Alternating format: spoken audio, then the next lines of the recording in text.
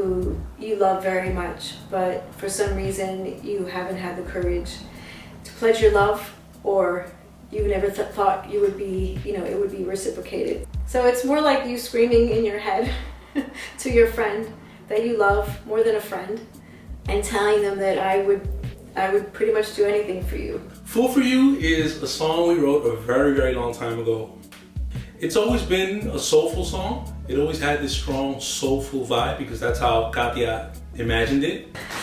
Fool for You for me started out as an idea, like an homage or a nod to the way that old jazz standards used to be written. This sort of super simple concept about love and sort of the vulnerability of love. The original demo had definitely more of an organic feel to it.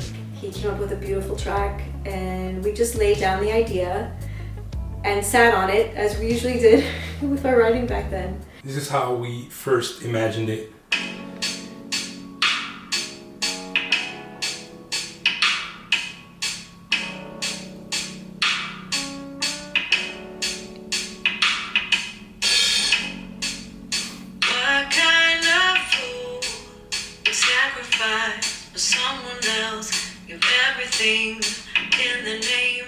As we started performing more and more, we needed original music. We realized that we had a lot of really good songs, and the only way to know if they were great was to perform them out in our concerts. So we incorporated it into our set. We turned it into a duet, and we split the verses up, and we started harmonizing the choruses, and we realized that we were enjoying that a lot. It was actually really easy to perform because we could break it down to just piano, or we could have a full band, and either way the song seemed to really go over very well. It was so much fun to sing, and I think it connected with the people, and so we started performing it more and more. This one time we joined an open mic competition, and we actually won with Fool for You. It was the favorite song. If you were lonely, you should have told me, 'cause I'd do anything for you. Which was a good sign for us that eventually maybe we should try to do something important with it. And what that turned out to be is that we're putting it out. If you were lonely, you should have told me, 'cause I'd do anything for you. Ever since we did our EP Pause Rewind, we realized that we could go into the vault, and find these songs that we wrote that we thought were really good but had never released commercially. So we did just that. We have currently a list of songs that are these songs that we haven't released yet, but we know we really want to put out. And Fool for You was on top of that list. As always, stretch out a little bit more than we have in the past, always trying to make it different, and yet still cohesive to what we're trying to achieve with Break Out the Crazy. So to revamp Fool for You, I started thinking, how can we make it match the current sound? And right now there's a lot of throwback to like the sound of the 80s and 90s, specifically things like, Hall & Oates and like, Chicago and all of our favorite kind of music that we grew up listening to, me especially. And giving it that new touch that a lot of the modern pop is bringing to this kind of like retro fused sound. So we brought in some analog synths and some drum programming and combined that with some organic elements. I brought in my friend Ricky Strings to play the guitar.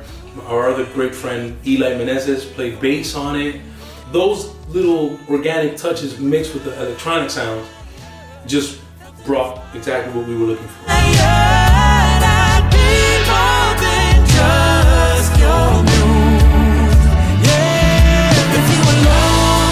Making a video to Fool for You was something that we knew we wanted to do. We were busy with other things, so it took us some time to get around to doing it. And on top of that, the pandemic, the lockdown and all this stuff really made it difficult for us to realize our visions that we had for this. Katya had a great idea for a video that we were going to shoot, and it involved a lot of people and gathering in small spaces, which obviously we couldn't do. So I started racking my brain thinking of how we can make a video that could be true to the sound of the song and to the message of the song, but was also simple and easy to make.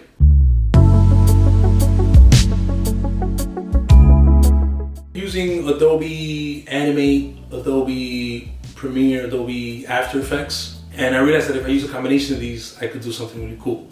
On top of that, you know, we played with green screen for the first time ever, and that was a whole challenge. But it was a lot of fun, and I think that the concept that came to me first was really strong, which was using simple shapes and masking to incorporate our video with some colors and some textures.